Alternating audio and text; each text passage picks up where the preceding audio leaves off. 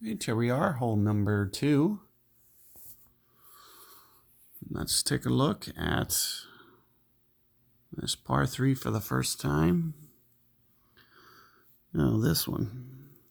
Ooh, that's a tough wind. That is a tricky wind.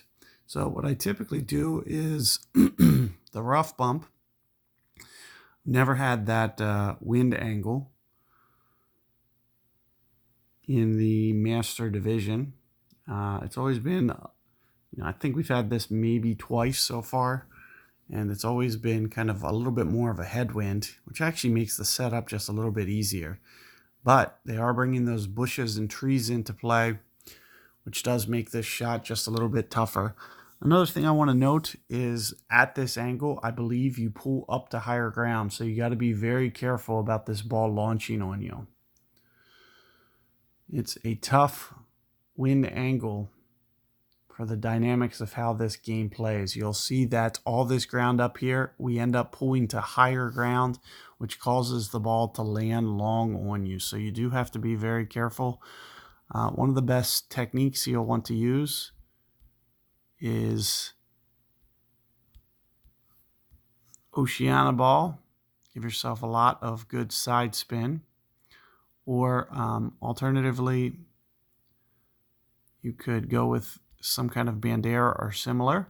Now, you'll see with what I'm doing with the guide, trying to play it like this, I'll typically play pretty close to 1 per, maybe just a little bit more. I'm thinking somewhere in the neighborhood of 8-ish rings. You'll also see that I'm going to just pull slightly back.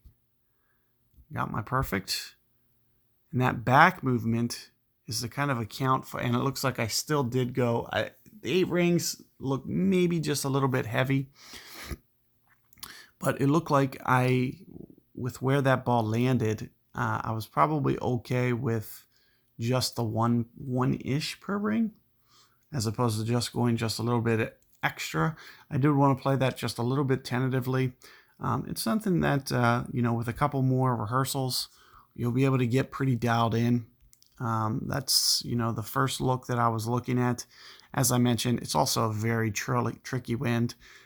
If you do have a shot like this, just be sure to kind of set it up the way that I do. You won't have to play much wind, especially with a wind 5 ball. This would easily go in, even with a great ball. So, you can kind of see the way that I'm lining this up just right on the front of the green. In the event that,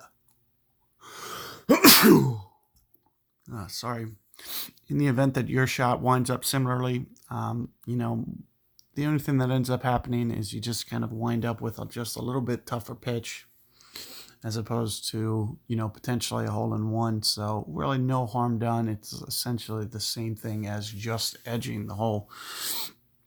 But as I mentioned, that's something that you'll be able to get dialed in, and that's the shot that you should probably be looking for, even though the wind that we just have there is probably as tough as they could ever give us. You can see that we're going through those bushes and also, going to be pulling up to kind of a higher ground, and it's going to really make things tough to be repetitive on adjustment and adjustment again.